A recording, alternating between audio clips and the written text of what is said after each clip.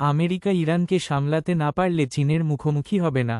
লুকাশেঙ্কোর বিস্ফোরক মন্তব্য। আসসালামু আলাইকুম ওয়া রাহমাতুল্লাহ। প্রিয় দর্শক, আশা করি সবাই ভালো আছেন। বিশ্ব রাজনীতিতে আবারও বড় আলোচনা তৈরি করেছে আলেকজান্ডার লুকাশেঙ্কো এর একটি বিস্ফোরক মন্তব্য। তিনি সরাসরি ডোনাল্ড ট্রাম্প এবং যুক্তরাষ্ট্রকে উদ্দেশ্য করে বলেছেন, যদি আমেরিকা ইরানকে সামলাতে না পারে তাহলে চীনের সাথে ঝামেলা করা উচিত নয়। এই বক্তব্য শুধু একটি মন্তব্য নয়, বরং বর্তমান বিশ্ব রাজনীতির বড় পরিবর্তনের ইঙ্গিত বলে মনে করছেন বিশ্লেষকরা। আজকের ভিডিওতে আমরা জানব কেন এই মন্তব্য করলেন লুকাশেঙ্কো, ইরান যুদ্ধ কিভাবে আমেরিকার সীমাবদ্ধতা দেখালো, চীনকে কেন বড় চ্যালেঞ্জ বলা হচ্ছে, বিশ্ব রাজনীতিতে নতুন শক্তির ভারসাম্য কিভাবে বদলাচ্ছে। ভিডিওটি শেষ পর্যন্ত দেখুন। লুকাশেঙ্কো কে? বেলারুশের প্রেসিডেন্ট আলেকজান্ডার লুকাশেঙ্কো বহু বছর ধরে ক্ষমতায় আছেন। তাকে অনেকেই রাশিয়ার ঘনিষ্ঠ মিত্র, পশ্চিমা নীতির সমালোচক, কঠোর রাজনৈতিক নেতা হিসেবে দেখে। বিশ্ব রাজনীতিতে তার বক্তব্য প্রায়ই আন্তর্জাতিক আলোচনার জন্ম দেয়। বিশ্বের সুপার পাওয়ার আমেরিকাকে এইভাবে সরাসরি চ্যালেঞ্জ ছুড়ে দিয়েছেন তিনি কে, নিশ্চয়ই সকলের জানার আগ্রহ রয়েছে। হ্যাঁ, তিনি হচ্ছেন বেলারুশের দীর্ঘদিনের প্রেসিডেন্ট আলেকজান্ডার লুকাশেঙ্কো, বিশ্ব রাজনীতির পরিচিত মুখ। তাকে অনেকেই রাশিয়ার ঘনিষ্ঠ মিত্র, পশ্চিমা বিরোধী নেতা, শক্ত অবস্থানের রাজনীতিবিদ হিসেবে দেখেন। বিশেষ করে ভ্লাদিমির পুতিনের সাথে তার ঘনিষ্ঠ সম্পর্ক বহুদিনের। লুকাশেঙ্কো কি বলেছেন? রাশিয়ান মিডিয়াকে দেওয়া সাক্ষাৎকারে তিনি বলেন, যুক্তরাষ্ট্র যদি ইরানকে নিয়ন্ত্রণ করতে না পারে তাহলে চীনের সাথে সংঘাতে জড়ানো উচিত হবে না। এই বক্তব্যের মাধ্যমে তিনি আসলে কি বোঝাতে চেয়েছেন? তার দাবি, যুক্তরাষ্ট্রের সীমাবদ্ধতা প্রকাশ পাচ্ছে। ইরান সংকট ওয়াশিংটনের জন্য চ্যালেঞ্জ। চীন আরও শক্তিশালী প্রতিপক্ষ। ইরান কেন গুরুত্বপূর্ণ?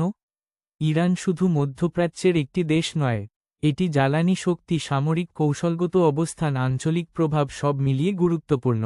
বিশেষ করে হরমুজ প্রণালী, ড্রোন প্রযুক্তি, ক্ষেপণাস্ত্র সক্ষমতা ইরানকে মধ্যপ্রাচ্যে গুরুত্বপূর্ণ শক্তিতে পরিণত করেছে। বর্তমান পরিস্থিতিতে চীনকে কেন সতর্কতার সাথে দেখছে বিশ্ব? এই প্রশ্নের উত্তর স্পষ্ট। ঘটনা প্রবাহী পুরস্কার হচ্ছে বিশ্বের অন্যতম বৃহৎ অর্থনীতি, প্রযুক্তি শক্তি, সামরিক আধুনিকায়নে দ্রুত অগ্রসর দেশ চীন। বিশ্লেষকদের মতে আগামী দশকে যুক্তরাষ্ট্রের সবচেয়ে বড় প্রতিদ্বন্দ্বী হতে পারে চীন। যুক্তরাষ্ট্র কি দুর্বল হচ্ছে? এখন সবচেয়ে বড় বিতর্ক, যুক্তরাষ্ট্র কি আগের মতো শক্তিশালী নেই? লুকাশেঙ্কোর বক্তব্য অনুযায়ী ইরান সংকট যুক্তরাষ্ট্রের সীমাবদ্ধতা দেখিয়েছে। তবে অনেক বিশ্লেষক আবার বলেন, যুক্তরাষ্ট্র এখনও বিশ্বের সবচেয়ে প্রভাবশালী সামরিক শক্তি। তাদের বৈশ্বিক জোট শক্তিশালী। অর্থনৈতিক ক্ষমতাও বিশাল। অন্যদিকে রাশিয়া, চীন, বেলারুশ জোট। বর্তমানে বিশ্ব রাজনীতিতে নতুন শক্তি ভারসাম্য তৈরি হচ্ছে। বিশেষ করে রাশিয়া, চীন, বেলারুশ এই দেশগুলোর ঘনিষ্ঠতা বাড়ছে। তারা অনেক ক্ষেত্রে পশ্চিমা প্রভাবের বিকল্প শক্তি গড়ার চেষ্টা করছে।